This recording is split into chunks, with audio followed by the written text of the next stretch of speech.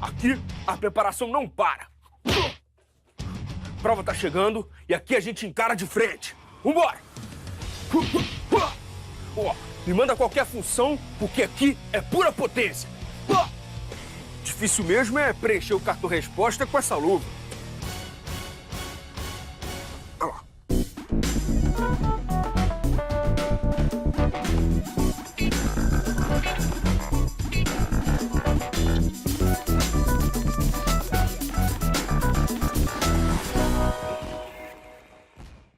Hora do Enem no ar!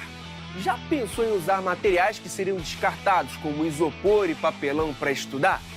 A nossa convidada transformou esses recicláveis em matéria-prima para o Laboratório Sustentável da Matemática, a professora Daniela Mendes. Pois é, já, porque agora a gente fala de estatística com o professor Vitor Israel.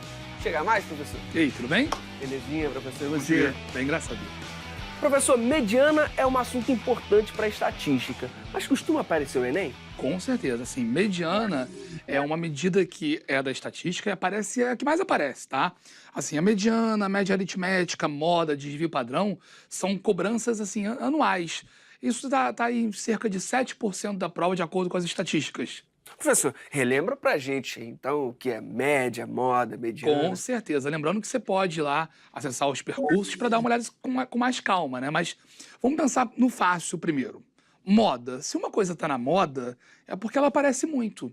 Então, a moda de uma amostra é o termo que mais aparece. Então, por exemplo, se eu aplico uma prova na minha turma e obtenho as notas dos alunos, o que vai ser a nota? Vai ser a nota que mais se repetir. Esse é o primeiro que a gente vai analisar, caso aí ele peça todos, tá? Segundo, média aritmética. É o que a gente fez a vida inteira no colégio, tá? Você soma todos os termos e divide pelo número de termos. A mediana é uma queridinha do Enem. Para fazer a mediana, a gente tem que ter alguns passos. Primeiro, colocar a nossa amostra em ordem crescente. Dificilmente ele vai falar isso já na ordem crescente, ele coloca numa ordem qualquer. Colocou na ordem crescente, a gente vai procurar o termo que está exatamente no meio. E aí a gente divide em dois passos, tá? Divide em duas possibilidades. Se eu tiver uma quantidade ímpar de termos, só vai ter um termo no meio. Ele já vai ser a mediana. Agora, se a quantidade de termos for par, eu vou ter dois termos centrais. Ah, então os dois serão a mediana? Não. Você vai pegar os dois e vai fazer a média. Aí eu vou ter a mediana. Mas o que de fato é a mediana, professor? O que representa? Então, como a gente coloca os termos em ordem crescente e busca o que está no meio, a mediana seria o que dividiria os 50% dos menores para os 50% dos maiores. Ela está bem no meio ali dos valores mais baixos e da outra metade mais alta. Isso é a mediana. Então, é um tipo de cálculo que exige muitos gráficos, é isso? Sim, na verdade, ele vai ter que te entregar os dados para você poder fazer os seus cálculos. Entendi. E ele pode fazer isso de várias maneiras. Uma das maneiras mais comuns é a utilização de gráficos. Ele pode também te dar isso numa tabela. Tá? Então, isso varia. O gráfico é bem cobrado porque é uma necessidade do aluno, saber interpretar graficamente. Então, eles fazem muito isso. Beleza, então bora ver isso no exemplo? Vamos com tudo.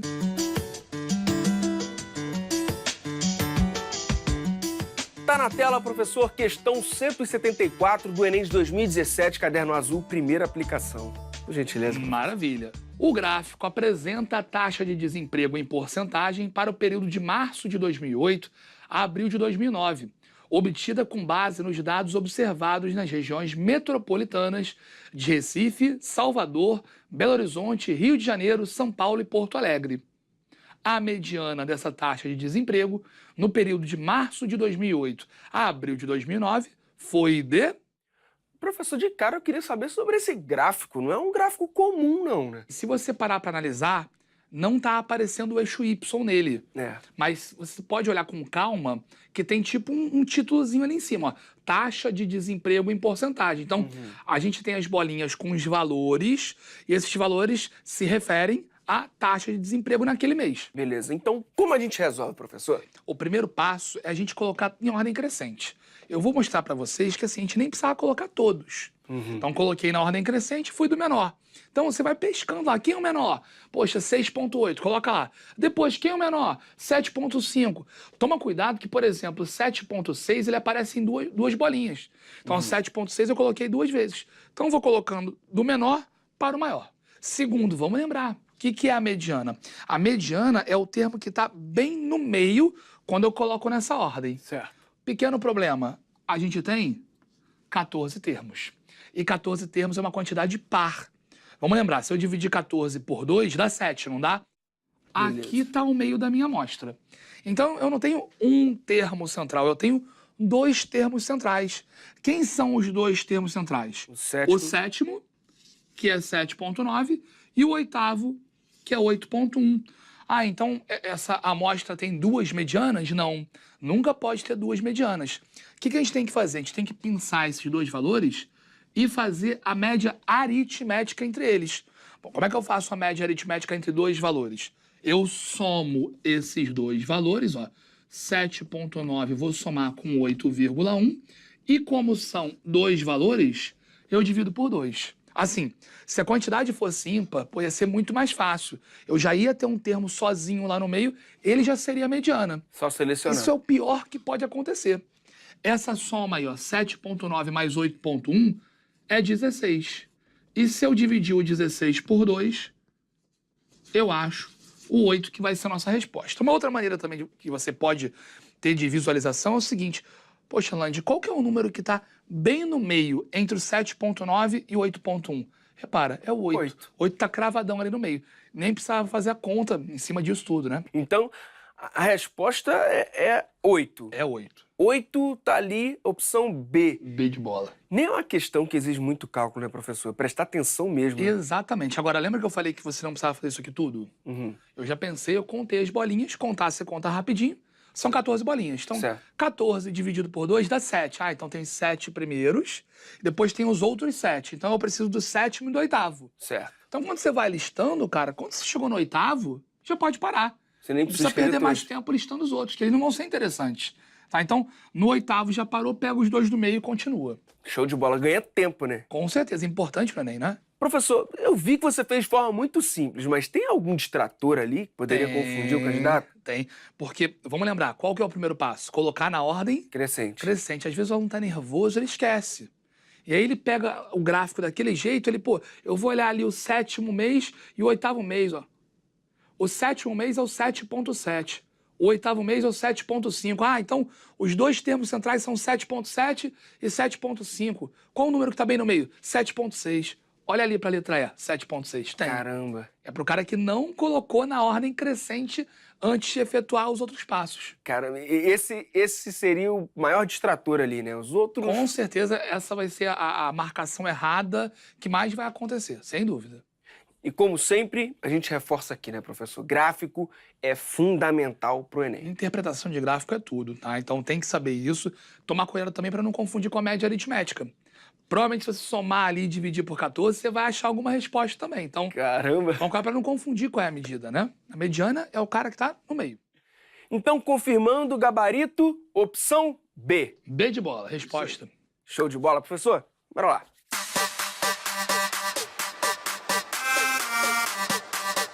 Qual é aquele conselho pra galera que quer arrebentar numa questão como essa? Então, estatística é um assunto assim que vai cair, tá? E vai cair mais de uma.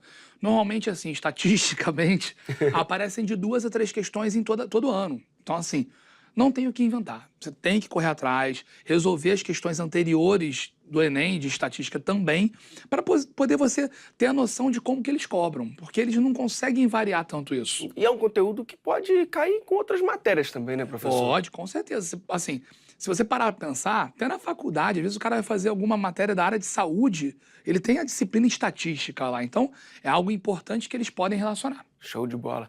Gráfico fundamental, né? Nem adianta... Não adianta correr, porque o gráfico, assim, tá dentro de uma habilidade, identificar as grandezas num gráfico. Então, eles vão cobrar, não tem como, vai aparecer. Geografia, biologia, história... Em tudo, física, química, tem lá a concentração de H+, pode mudar com o tempo. Então, eles vão colocar em várias provas. Show de bola, professor. Muitíssimo obrigado mesmo. Obrigado pelo convite. Como sempre, volta sempre. Obrigado, valeu. Valeu.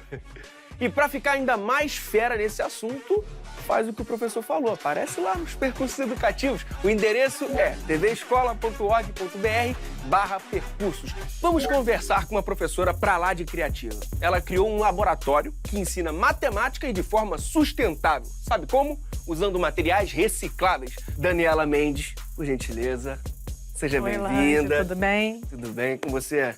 Tudo bem. Vem cá, conta pra gente, que história é essa? Como é que é esse projeto, esse laboratório? Em 2014, eu já trabalhava na rede estadual do Rio de Janeiro. Teve um processo seletivo para um colégio em Pedra de Guaratiba, chamado Colégio Estadual Hebe Camargo. Até eu chegar nesse colégio, eu já trabalhava com materiais recicláveis, porque na rede estadual a gente tem aquele orçamento que a gente não pode nem dizer que é baixo, normalmente é zero mesmo. Então, eu já carregava esses materiais na mala do meu carro.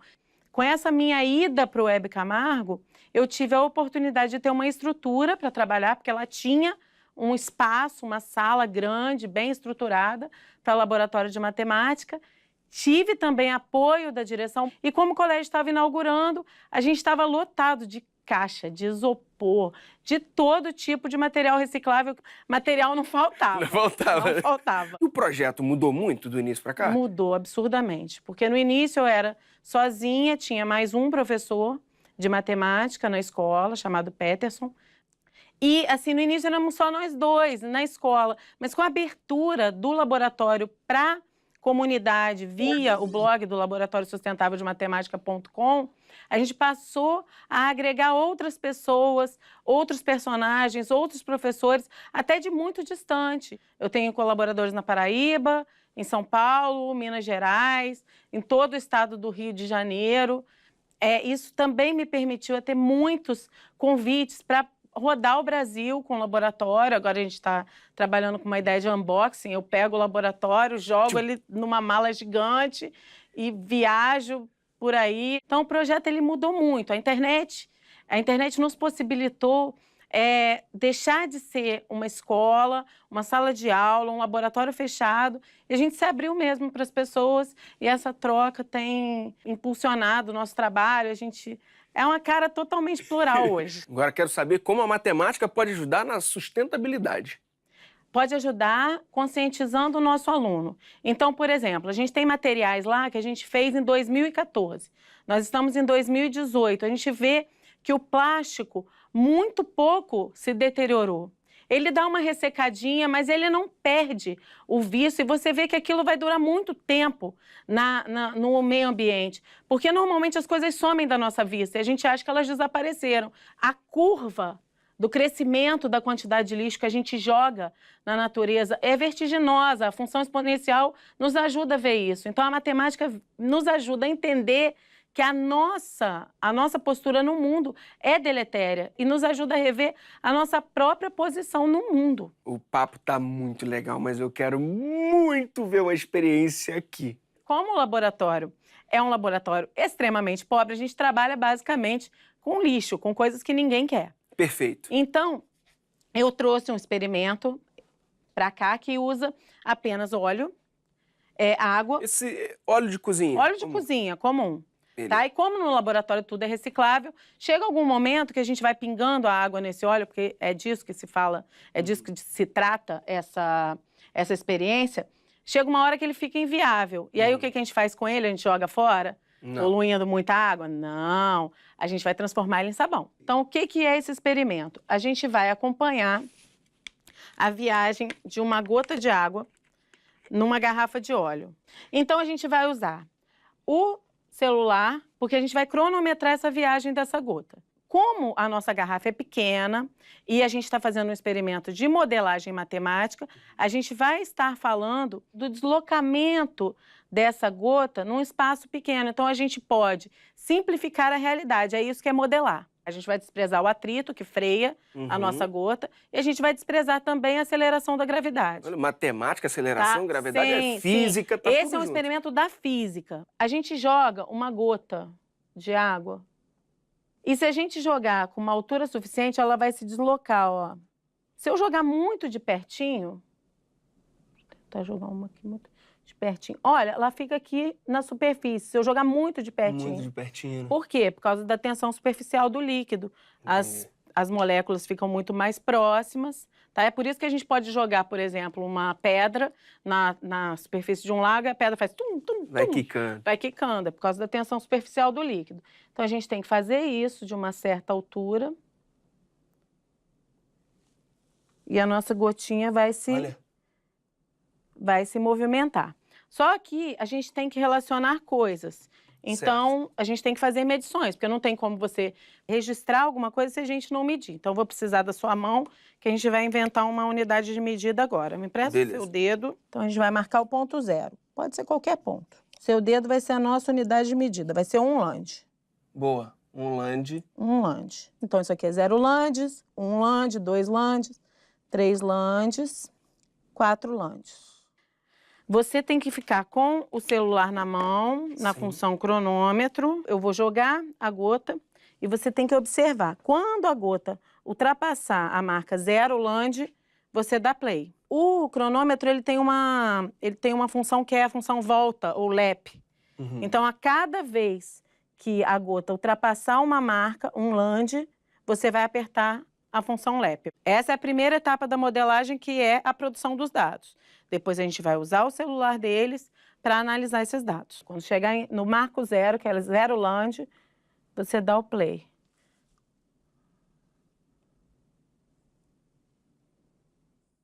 Pronto. Muito bem.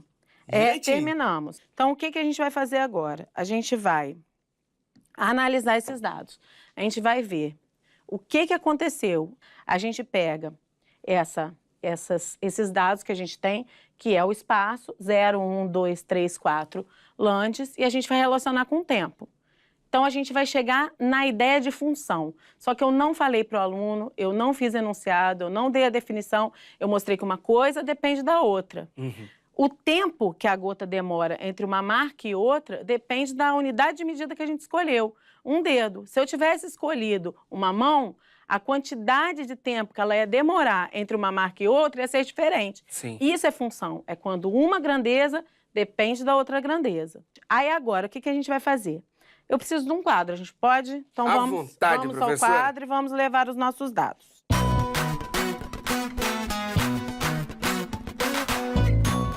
A gente vai analisar esses dados. Então, para isso que serve um plano cartesiano. Um plano cartesiano, ele nos permite relacionar uma grandeza com outra. Nesse caso, o nosso espaço, e o nosso espaço ele está em landes. E tempo. E o nosso tempo está em segundos. O 0 é a origem, é o início do nosso experimento. Eu vou fazer aqui uma tabelinha. Vamos escolher uma abreviatura para um lande. Um lande fica sendo um LD. Gostei disso, hein? Landes por segundo. Lande, tal, LD. LD. Vai ser um gráfico lande por segundo, exatamente. Muito bem. Então, a gente vai colocar o lande e a gente vai colocar o segundo, certo? Os landes já estão gravados. É 0 lande, 1 lande, 2 landes, 3 landes e 4 landes. Quando a gente está no marco 0, obviamente, a gente vai estar em 0 segundos, porque a gente está iniciando o nosso experimento. Certo. Agora, vamos dar uma olhadinha. É de baixo para cima que a gente lê, tá? Quando passa no marco 1, 1,84 segundos. Quando passa no marco 2, 3,73 segundos. Quando passa no marco 3, 6,58 segundos. Quando passa no marco 4, 8,65. É para isso que serve uma tabela. É para organizar os nossos dados. O espaço é em lande, eu preciso do seu dedo aqui. Aqui vai ser a nossa medida. Sim. Então, segundos eu vou usar mais ou menos o mesmo tamanho. Aqui a gente vai usar aproximações, que é uma coisa que não é muito bem vista em aula de matemática. Normalmente o aluno quer um resultado exato. Exato, né? Só que aqui a gente tem uma série de inconsistências que estão acontecendo. Tem o tempo que a gente demora para olhar, tem um errinho acontecendo. Será que está passando exatamente? Será que está passando exatamente? O nosso material não é o melhor, as nossas unidades de medida não são as mais apuradas. Então, a gente tem que trabalhar com a ideia de erro, de aproximações. Isso também é muito pouco usado na matemática. E, ao contrário, é muito usado na vida. Então, vamos marcar aqui os nossos pares ordenados. Quando eu tenho um lande, eu estou mais ou menos em 1,84, que é quase 2 segundos, 1,84 segundos. E eu gosto de trabalhar desse jeito, bem grosseiro mesmo, porque a gente está trabalhando com estimativas. Ó, quando a gente tem 2 landes, eu tô com 3,73 segundos. 3,73 segundos, 1, 2, 3, 4. É quase 4 segundos. Sim. Não é no meio, que seria 3,5, é um pouquinho depois. Vamos marcar o nosso próximo ponto. Quando eu tenho 3 landes, eu vou ficar com 6,58. Eu preciso de 5, 6, 7 segundos. Porque eu tenho que chegar muito próximo dos 7 segundos, mas nem tanto. 6,5 está entre 6 e 7. Então, a gente vai fazer agora o último dado que a gente tem, que é 4 e 8,65. Então, vou ter que chegar em 8 segundos, 9 segundos. Não preciso estimar mais. 8,65 é para lá do meio, é um pouquinho depois do meio e vai se encontrar com 4 landes. Quando eu uno esses pontos, eu posso ter uma ideia de como que a minha gota se comportaria nos estágios intermediários, em 1 lande e meio, 3 landes e meio, 4 landes, 5, 6, 7, 8, 9, 10. Eu posso prever o futuro da minha gota. Então, eu pego, vou ligar só 2 pontos, não preciso ligar mais do que 2. E essa reta, ela vai me dar uma boa ideia de como essa gota vai se comportar no futuro. Claro, lembrando, eu estou desconsiderando a aceleração da gravidade, eu estou desconsiderando o atrito, que vai freando a minha gota. Certo. Então, se eu tiver uma garrafa infinita, obviamente que esse comportamento muda. Quando eu traço essa reta, eu vejo que as nossas observações foram boas. A nossa gota está se deslocando em velocidade constante, isso significa que ela cobre mais ou menos o mesmo espaço no mesmo tempo. Isso é fundamental para entender função afim, que é isso aqui. Função afim. E a gente está aqui fazendo tudo isso que você nem tocou no nome. Exatamente, nem toquei no nome. Então, a gente vê que alguns pontos aqui estão fora da curva. Isso que é ponto fora da curva. É ponto fora da curva. Isso significa que a gente errou um pouquinho na hora de olhar, demorou um pouquinho para apertar o cronômetro, mas tudo bem. O que não pode é a gente ter um ponto fora da curva aqui, mas mais ou menos perto da curva, tá tudo bem. Essa foi uma boa coleta de dados e a gente conseguiu uma boa aproximação para a nossa função afim. Perfeito. Professora, vamos lá para frente?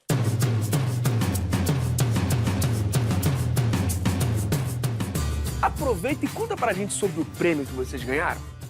O prêmio que a gente ganhou tem a ver com isso que a gente acabou de viver. Eu estava começando a trabalhar com modelagem matemática, final de 2014. Eu estava procurando algum assunto, algum tema, algum experimento que eu pudesse levar para o laboratório barato, que me ajudasse a entender, a levar os meninos a entender o que é função exponencial. Eu queria alguma coisa que crescesse muito rápido. Então, na minha casa, eu observei um pão mofado. Só que como eu tenho que descer escadas para levar o pão para o lixo, porque eu moro em apartamento, eu falei, vou deixar esse pão aí amanhã, quando eu for trabalhar, eu levo.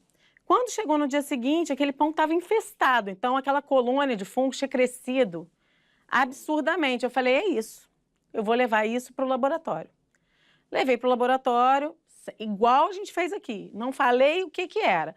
Gente, vamos observar o crescimento de uma colônia de fungos. Vamos infectar um pão limpo, colocamos numa bacia e cortamos 1 centímetro quadrado de pão infectado.